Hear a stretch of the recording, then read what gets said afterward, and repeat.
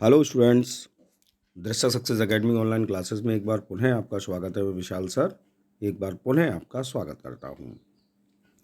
आज मैं आपके लिए बड़ा ही इम्पोर्टेंट और इंटरेस्टिंग टॉपिक लेकर आया हूं और ये पहली बार नहीं बल्कि मैं तीसरा पार्ट इसका लेकर आया हूं। अभी मैंने संडे को एक संडे स्पेशल में फर्स्ट एंड फाउंडर का टॉपिक दिया था। उससे पहले मैं फर्स्ट एंड फादर आपको दे चुका हूँ एक टॉपिक, और ये इसका तीसरा पार्ट में लेकर आया हूँ। देखिए, ये हिस्ट्री ऑफ इंग्लिश लिटरेचर में बहुत ही महत्वपूर्ण टॉपिक है और इसमें से क्वेश्चन आपके 100% बनेंगे। आप इसके लिए बिल्कुल भी बेफिक्र हो जाइए। मैं ये जो क्वेश्चन दे रहा हूँ हिस्ट्री ऑफ इंग्लिश लिटरेचर में, इनमें से क्वेश्चन फर्स्ट एंड फाउंडर में से निश्चित 1 या 2 पूछे जाएंगे। इसलिए आप इन क्वेश्चंस को विशेष अच्छी तरीके से याद कर लीजिए। ये मेरा प्रॉमिस है आपसे, ठीक है ना। और मेरे कई स्टूडेंट कह रहे हैं sir history of English literature के वीडियोस दीजिए। ये हिस्ट्री ऑफ इंग्लिश लिटरेचर का ही वीडियो है। जहाँ तक है history of English literature by ages, तो हम लोग एलिजाबेथन एज तक आ गए हैं। उसके बाद के वीडियोस मैं लगातार लिख रहा हूँ और जल्दी ही आपको मैं प्रोवाइड करा दूंगा। तो सीधा स्टार्ट करते हुए आज का वीडियो, ये पहला क्वेश्चन हम लोग देखते हैं। लिखा है who is called child of Renaissance and reformation. किसको चाइल्ड ऑफ रेनेसा और रिफॉर्मेशन कहा जाता है? Child of Renaissance and reformation. तो साहब आंसर है आपका एडमंड स्पेंसर साहब को child of Renaissance and reformation कहा जाता है। Now the second question is who is the founder of British school of linguistics. Who is the founder of British school of linguistics. तो देखिए, आपके डायरेक्ट आंसर में 1 line answer दे रहा हूँ। तो आंसर है आपका J.R. फिर्थ। क्या नाम है साहब? J.R. फिर्थ नाम है इनका, founder of British school of linguistic. मैंने लिंग्विस्टिक वाला क्वेश्चन आपको दिया था, तो भाषा विज्ञान इसको कहते हैं हम। तो लिंग्विस्टिक जो ब्रिटिश स्कूल ऑफ लिंग्विस्टिक है उसके फाउंडर पूछे हैं, तो आंसर है आपका J.R. Firth. Question number 3, who gave the authorise version of the Bible.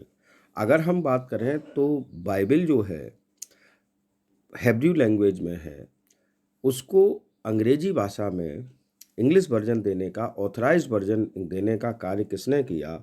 तो सब authorize version of the Bible के नाम से इसको जाना जाता है। तो किसने किया? किंग जेम्स फर्स्ट ने। किसने किया? किंग जेम्स फर्स्ट ने। अब ये किंग जेम्स फर्स्ट कौन है साहब? जब हम एलिजाबेथन एज पढ़ते हैं तो हम देखते हैं 1558 से 1603 तक रानी एलिजाबेथ जो है, क्वीन एलिजाबेथ, वह इंग्लैंड की शासन गद्दी पर रहीं और 1603 में जब उनकी मृत्यु हो गई तब किंग जेम्स फर्स्ट जो थे वो इंग्लैंड के शासक बने और इन्होंने एक पूरी कमेटी तैयार की और उस बाइबल का ऑथराइज वर्जन तैयार किया। इसलिए कई जगह authorize version of the Bible को किंग जेम्स बाइबल भी कहा जाता है। Now the next question is who is called exponents of tragic comedy. Who is called exponents of tragic comedy.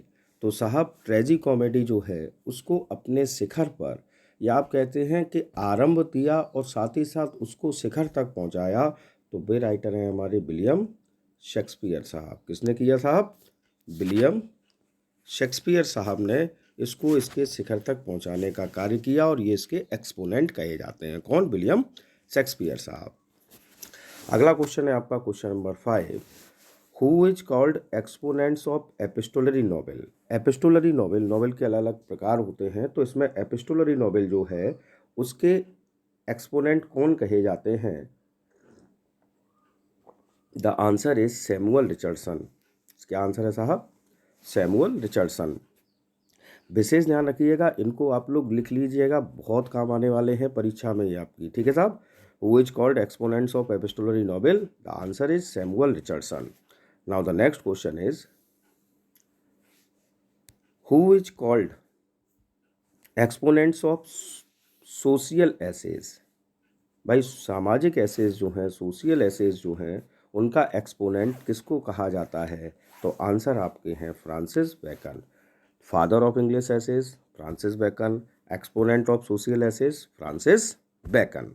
Now the next question is who is called exponents of regional novels, यानी कि क्षेत्रीय उपन्यास के जो exponents हैं वह किसको कहा जाता है। क्षेत्रीय उपन्यास अंग्रेजी साहित्य में बहुत ही इम्पोर्टेंट एक इरा चला जिसको हम विक्टोरियन एज कहते हैं, और विक्टोरियन एज में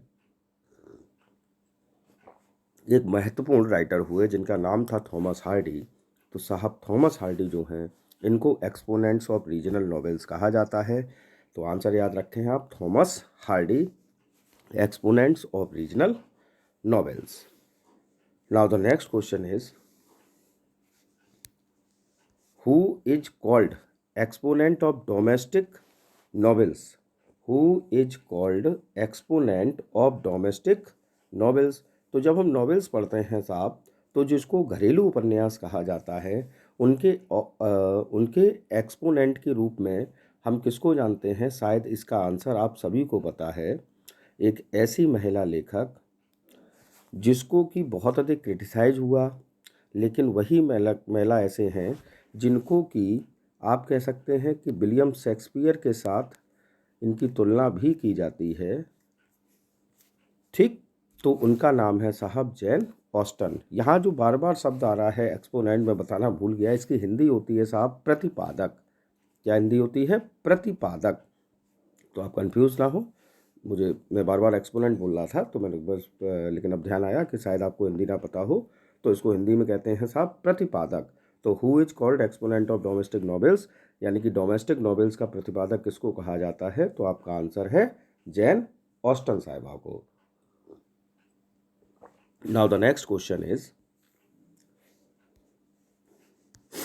who is called exponent of dramatic monologue.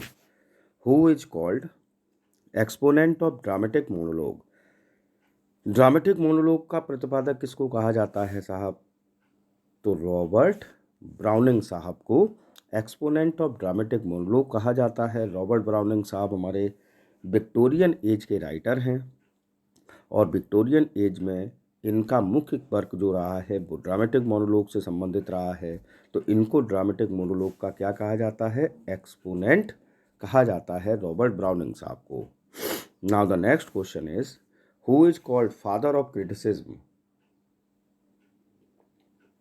यानी कि साहित्यिक आलोचना का जनक जो है वह किसको कहा जाता है। फादर ऑफ क्रिटिसिज्म किनको कहा जाता है साहब। तो आपका आंसर है जॉन ड्राइडन साहब। किसको कहा जाता है? ड्राइडन साहब को। Now the next question is question number 11 who is the introducer of blank verse. अगर अंग्रेजी भाषा में ब्लैंक वर्स की मैं बात करूं तो उसके इंट्रोड्यूसर किनको कहा जाता है। तो नाम है उनका अर्ल ऑफ सरे।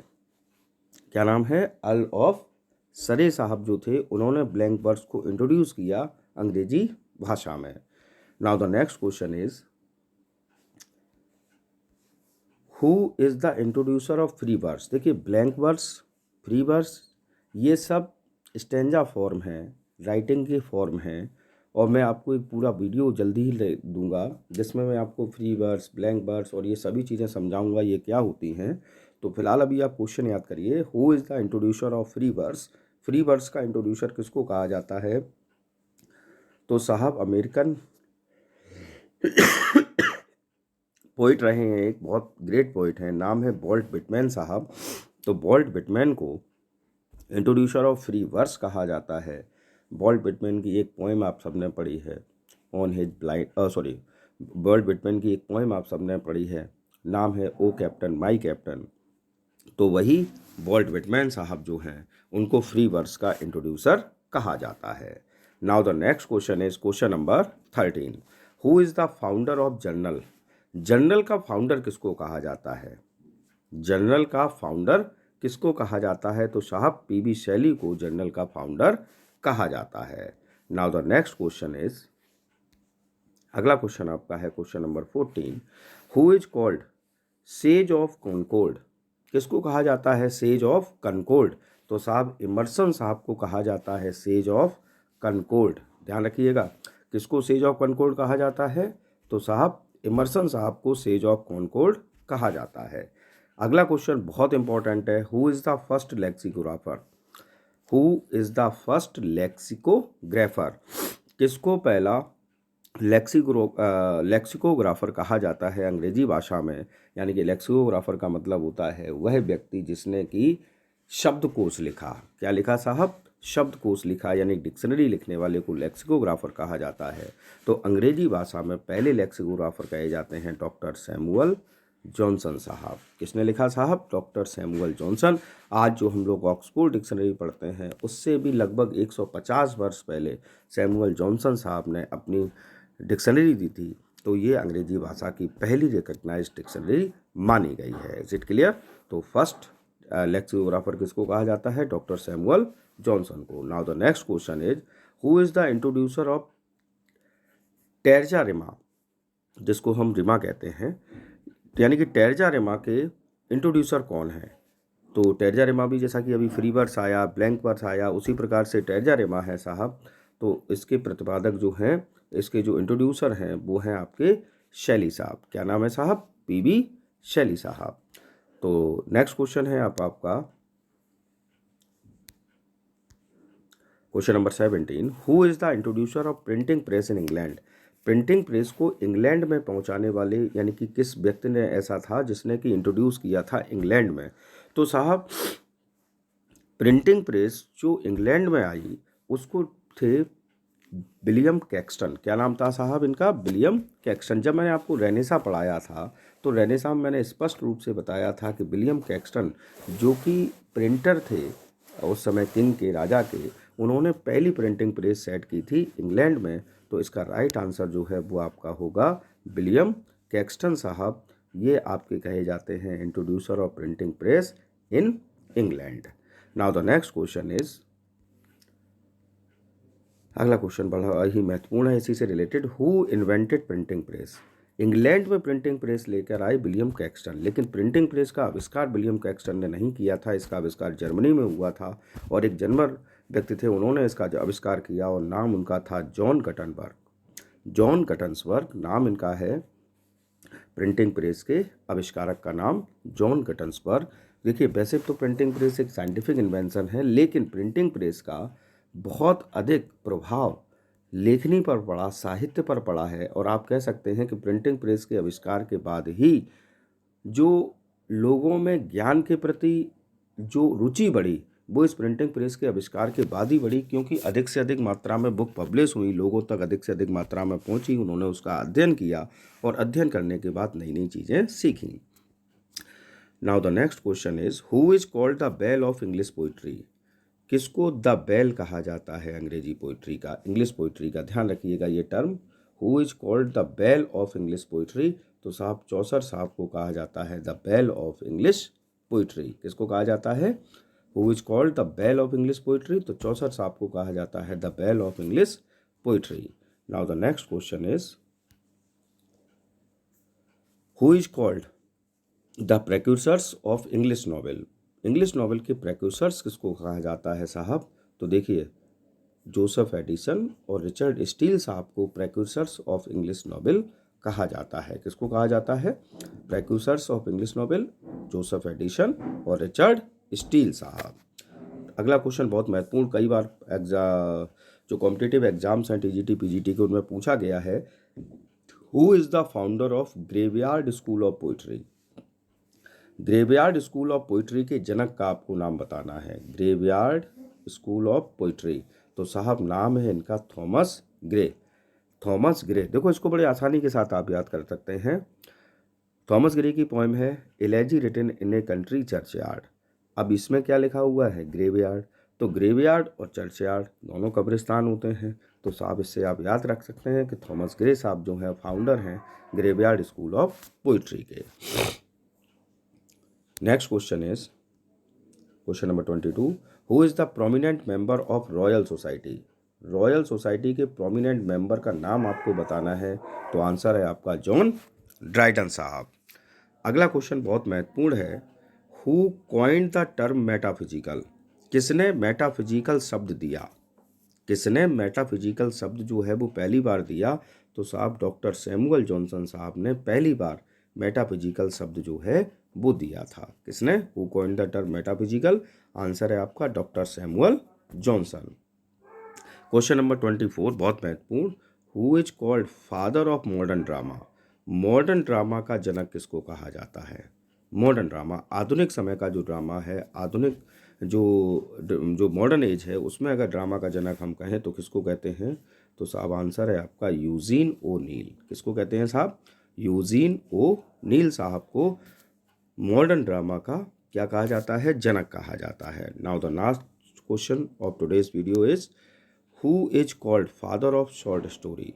शॉर्ट स्टोरी का जनक किसको कहा जाता है? Who is called father of short story? Answer है आपका एडगर एलन पो। किसको कहा जाता है साहब? एडगर एलन पो साहब को फादर ऑफ शॉर्ट स्टोरी कहा जाता है। तो आज के इस वीडियो में मैंने आपको 25 बहुत ही महत्वपूर्ण क्वेश्चन दिए हैं और मुझे पूर्ण आशा है कि आपको मेरा ये वीडियो पसंद आया होगा। कृपया करके आप इन सभी क्वेश्चंस को याद करें, नोट्स बनाएं, लिखें और आपकी आगामी परीक्षा में 110% इनमें से 1-2 क्वेश्चन जरूर पूछ लिए जाएंगे। तो ये कुल मिलाकर मैंने 3 पार्ट्स अब तक आपको दे दिए हैं जो कि आपके हिस्ट्री ऑफ इंग्लिश लिटरेचर से संबंधित हैं कि फर्स्ट, फाउंडर, फादर, ठीक है ना, या इंट्रोड्यूसर कौन कौन है। तो उसके लिए मैंने ये महत्वपूर्ण दिए। अब मैं कोशिश करूँगा कि जल्द से आपको जो एलिजाबेथन एज है उसके आगे के वीडियोस में आपको जल्द से जल्द प्रोवाइड कराऊँ। मेरा वीडियो देखने के लिए बहुत बहुत धन्यवाद। अगर आपको मेरा वीडियो पसंद आया हो तो प्लीज़ लाइक, कमेंट और शेयर अवश्य करें और यदि अब तक आपने मेरे चैनल को सब्सक्राइब नहीं किया है तो please subscribe my channel. Thanks for watching. Have a good day.